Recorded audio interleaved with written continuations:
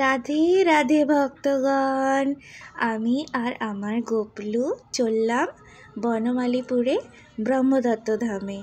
তো দেখুন আজকে গোপলুর দর্শন কি সুন্দর লাগছে না, কি মিষ্টি।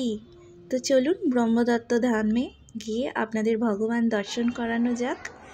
তো আমরা চলে এসেছি ব্রহ্মদত্ত ধামে।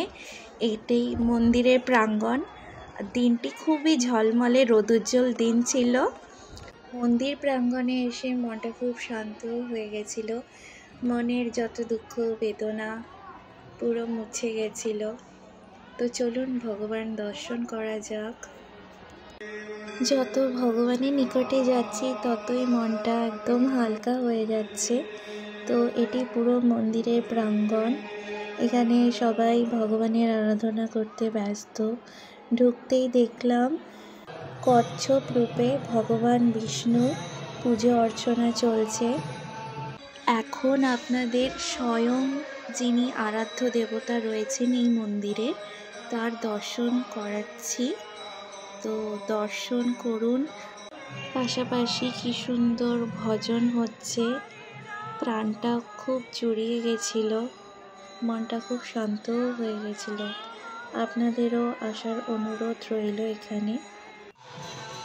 আজ তো গোপলু খুব খুশি ভক্তগণদের দেখে। পাশাপাশি শ্রুতিমধুর ভক্তিগীতি হচ্ছে। আমার তো পরম শান্তি অনুভব হচ্ছে। আপনাদেরও আসার অনুরোধ রইল ভক্তগণ। আপনারাও একবার অবশ্যই আসুন এই ব্রহ্মদত্ত ধামে।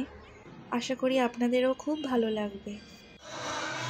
মন্দির প্রাঙ্গণে ভ্রমণ করতে করতে দেখুন ভক্তগণের সাথে দেখা হয়ে গেল ঠিক গোপলু সোনার। তো এই দুটো বাচ্চা গোপলুকে পেয়ে যা খুশি ছিল, তো দেখুন ওরা খুশিতে কি করবে বুঝতে পারছে না। ওরা খুবই আপ্লুত হয়ে গেছিলো আর সাথে সেলফি তুলতে ওরা ব্যস্ত। তো ভক্তগণ, আজ এই পর্যন্তই গোপলু সোনার লীলা। রাধে রাধে, রাধে রাধে, রাধে রাধে।